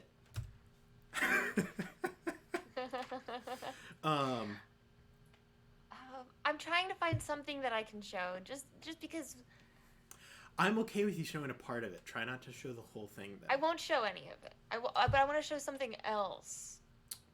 I just don't know what. What's an art you want to see again? I don't know. I don't even know what art you have. Oh, I've got Renaya Red Dawn. Oh yeah, you can show that. That's something we've already posted before, right? Yeah. Yeah, you can show that easy. If it isn't something that's going to premiere in like 2 weeks. Right. I just wanted to show something because we were like, oh, we like waved the carrot. Yeah. You teased it, and you're too weak to just let and that's him suffer. on me. And that's my bad. I'll get better. I really will. Don't lie. We love that about you. It won't get better. It might get worse. Accurate. So I'm excited. So keep an eye out on the Discord and on social medias for potential spoilers, like little not full spoilers, just like snippets of art of things that are coming up, little sneak peeks. I'm ready. I don't have many because your girl has been struggling to get progress. But well, it's okay. I have a couple because here's the cool little thing. I've already drawn a little bit of this character way long ago. So deep in the fan art archives, there is already fan art of this character. Of mine. You ready? I am ready. Bonk. Killer. Renaya. It reminds me a lot of a very Star Wars vibe, which is great. Does. It does right? have a Star Warsy vibe to it. Yeah. But Renaya Red Dawn. Yeah. Killer. Your Love use her. of light is great. I like light. I don't. Light scares me. I don't understand shading. I don't know how you do it. You've got like rim lighting going on, multiple different shades of light and darkness that go in places that make sense, and I will never understand how that's supposed to work. Art. It's a crazy thing. Art. Anyway, I think that before Lydia is forced to attempt to spoil things, I'm really good at it. we should probably call it a day. Okay. I have my obligatory end of stream plugs that if I don't say, I'll get fired. We have social media: TikTok, Twitter, Instagram. It's there. It's awesome. Some of it we might use. TikTok will be starting up pretty soon. Lydia, I'll need to re-go over with you because Instagram I stuff, haven't. Yeah, Instagram stuff. I have it in my brain, but I also kind of don't. That's okay. We have a website, paperdungeon.com, where you can buy merch. and it's been redesigned. It looks really good. Lydia did a great job. Maz also helped with this. Thanks, Maz. Great mod. We have YouTube. If you want to catch up on the main campaign, head on over there. Camp Cryptids will also be up on there. Little mini campaign that Lydia DM'd over June. It's super great. Other than that, website. Lydia also has a website, a store where you can buy her stuff, and you should do that. Pillows, shirts, crop tops, other things that you could wear or not wear. Not notebooks. I know that much. No notebooks. Let's see. I already covered the YouTube. Oh, check out DumpStat Podcast. Check them out. Yes. Watch their stuff. Well, listen to it. I mean, it's a podcast. Well, and be on the lookout because I am going to be in an upcoming episode on DumpStat Podcast. I already did it, but it's I already haven't recorded. released it yet. But yeah, Ryan, I expect to see you wearing a Paper Dungeon crop top. It'll happen. Fits you well. If everybody can just have a crop top, like... I agree. I should not wear a crop top. That is not something that anyone wants. And if you do, I am concerned for your health and safety. But yeah, check out DumpStat Podcast. They're super cool. Lydia will, when they premiere, when Lydia's there, we will yeet that information at you with aggressive force. But we don't know the exact time, and it's a little bit of a surprise. So I don't know if they've revealed that that's a thing that they're going to be doing. But keep an eye out for it. Go watch their show. Yep. Pay attention to them. They're super cool. Brill and Doc. I haven't met Doc, but I have met Brill. Super awesome. Who knows? Hopefully we'll do more stuff with them in a future. I hope so. It would be great. I think that's everything. I think that's all the plugs. I can't think of anything else. We've had really great viewer retention this episode, which is wild.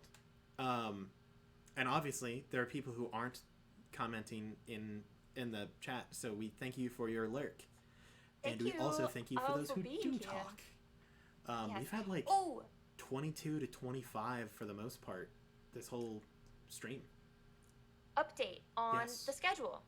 Yes. For TPG. This upcoming Monday is going to be a filing cabinet episode. That's the one. I almost forgot that. Yeah. Thursday the 7th is going to be a special character one-shot introducing Aaron's new character for chapter 2. I'm gonna be so tired. The following Monday the 11th, is going to be the release of the duo one-shots. They're going to be pre-recorded because during that time I'm going to be moving out to Nebraska. Yeah. But yeah, so the duo one-shots will be released then. I believe each one is going to be about 2 hours, and they're just going to be released back to back, and so it'll cover our normal stream time. Thursday the 14th will be Table Scraps. Table Scrap. And then that Monday, the 18th, will be Chapter 2. I'm so excited. I miss these characters. Oh, man. Aggressively. I miss playing a long campaign. I'm ready to be back in it. Yeah. Ready to be doing some stuff. I miss playing regularly with you guys. I've literally been sitting here and I'm like, I'm sadder than usual. I miss my friends. As a cool little thing that y'all can do to kind of join in on the stream and help us out, send us questions if you have any. You can send them over the Discord or over Twitter. What's the hashtag that we use? It's like TPD. Ask TPD. Hashtag Ask TPD. And send us questions about the show, about or just show up live and ask it. Show up live and ask it. That's a great option. The nice part about the ones that are sent to us beforehand is that we can prepare for them and stuff. A little bit, yeah. And that way it's like, oh shoot, is anyone going to be here? Do we have content? And you can kind of help with that. We love answering questions. They can be about anything. Oh, you can direct them at the whole cast, about just at us, whatever you want. And it's not finally getting to see all the corn. I'll be getting to see the corn again. Once more. We've been separated, and we will get to Once reunite. more onto the fields of corn. The corn and I shall reunite. Finally, a destiny written in the stars. You can't escape the corn. But yes, thank all of you. If you would like to support us, obviously you can sub. That's a fun, easy way to support us. If you have like Amazon Prime, you have a free sub. You have to refresh it every month though, so don't forget about that. If you want to keep up that subscription streak. You also have option of Ko-Fi or Patreon or Streamlabs donation, or the easiest and completely free way: tell your friends. Be like, hey, these guys are pretty cool. You can send them over here. They're great. We love having more people here. It's awesome. Thank you everyone for stopping by. It has been a blast. Thank you for listening to us rant about whatever various thing. It's a royal us. It's mainly me. Whatever various thing I end up caught on, and thanks for watching our show and doing a whole bunch of cool stuff. The only thing I have left to say is good luck and Godspeed. We will see you all next time, Dungeoneers. Goodbye, everybody. It has been a nice time.